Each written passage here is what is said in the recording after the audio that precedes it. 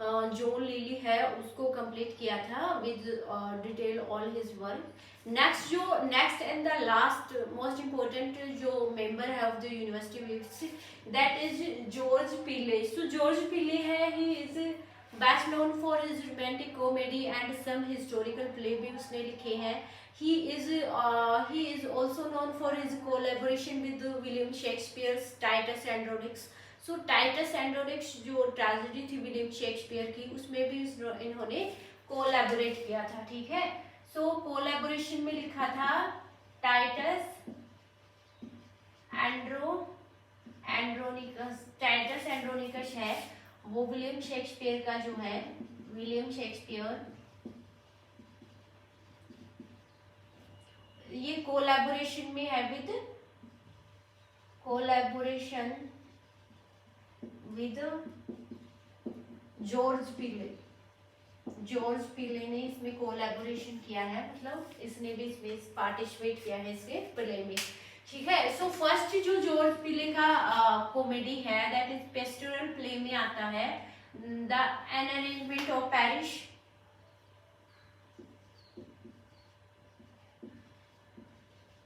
Arrangement of parish, ये एक pastoral play है, पेस्टोरल प्ले, ठीक है, जिसका पब्लिकेशन है 1581। सो यहाँ गॉडेस है, गॉडेस जुपिटर, गॉड जुपिटर है इसमें, हाँ, किंग ऑफ गॉड्स जो होता है। यहाँ गॉडेस वेनस है, तीनों गॉडेस हैं, गॉडेस पैलिस है यहाँ एंड गॉडेस जूनो है, ठीक है।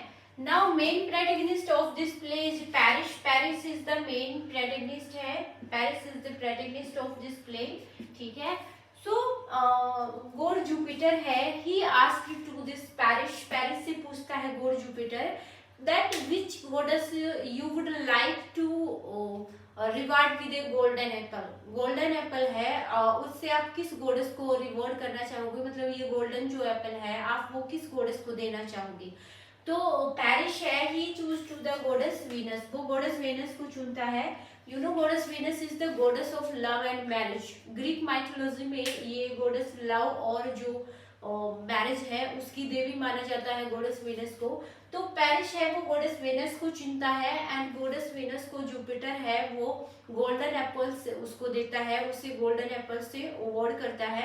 एंड लास्ट में जो गॉडेस वीनस है वो पैरिस को ले जाती है इन हिज हेवनली वर्ल्ड में ले जाती है, लिविंग हिज वाइफ, जो इसकी वाइफ होती है उसको यहाँ अर्थ पे छोड़ के, ठीक है। तो ये स्टोरी होती है, सिर्फ आपको इतना ध्यान में रखना है। एक बार एग्जाम में क्वेश्चन आया हुआ है कि पेरिस है award which goddess to with his golden apple, तो ये आपको ध्यान में रखना है, वो गॉडेस वेनस को अवॉर्ड करता है गोल्डन एप्पल, ठीक है। सेकंड जो इसका जो कॉमेडी है that is battle of Alcazar. Battle of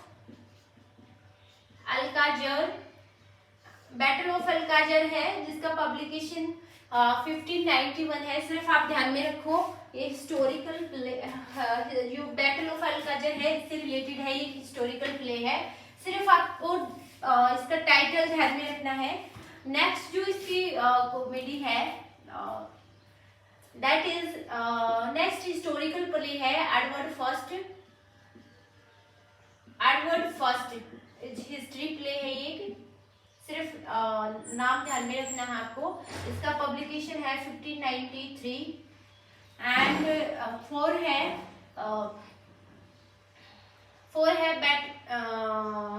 history of King David. Last वाला इसका जो प्ले है that is the battle of Alcazar, love of King David and fair Bathsheba. Love of King David and fair Bathsheba.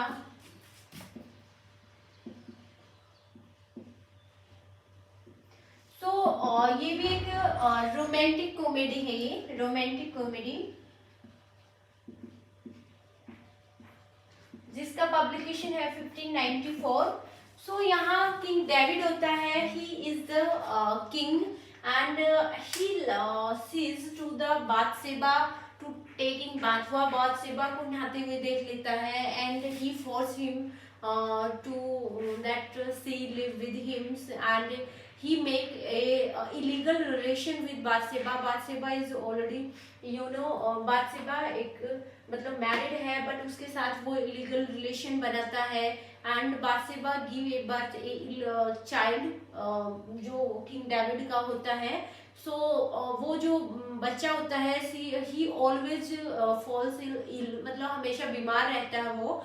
तो उसके बाद king David है वो उससे शादी कर लेता है और इसके बाद उसके नेक्स्ट भी एक बच्चा होता है. तो ये सब स्टोरी होती है. सिर्फ आपको इतना ध्यान में रखना है किंग डेविड और जो बाथशेबा है उसकी ये थोड़ी लव स्टोरी है जो ज्यादा इम्पोर्टेंट नहीं है, सिर्फ आपको ध्यान में रखना है.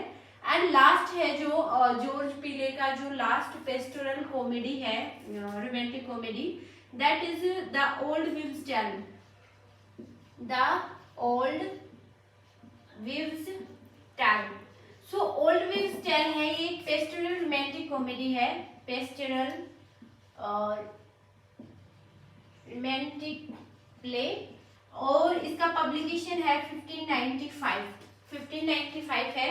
सो ओल्ड विव्स टेल है, यहाँ जो डिवाइस यूज हुई है that is play within play device use हुई है इस प्ले में.